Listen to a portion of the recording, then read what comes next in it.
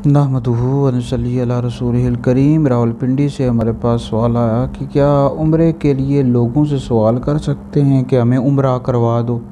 ये मुख्तलिफ़ TV channels पर लोग मुख्तलिफ़ शोज़ में ये कहते हैं कि हमें उम्रा करवा दें, और इसी तरह बाज़ औक़ात कई गरीब लोग होते हैं वो सवाल भी करते हैं कि हमें उम्रा करवा दें। तो ये कर सकते हैं या नहीं? तो देखिए, उम्रा एक नफली इबादत है, इसके लिए सवाल नहीं कर सकते।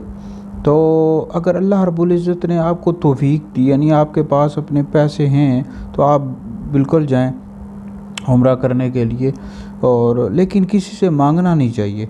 और अगर आपको कोई अपनी खुशी से उम्रा करवा देता है तो भी अच्छा है, लेकिन किसी से सवाल नहीं कर सकते उम्रे के लिए। मुख्तलिफ़ टीवी चैनल पर मुख्तलिफ़ शोज़ में लोग सवाल करते हैं कि हमें उम्रे का टिकट दे दें, ये सवाल नहीं कर सकते। बुखारी की हदीस है, नबी पाक अलैहिस्सलाम ने फरमाया कि अल्लाह रब्बुल इज़्ज़त तुम्हारे लिए 3 बातों को नापसंद करता है: कीलो काल, माल ज़ाया करना और कसरत से सवाल करना।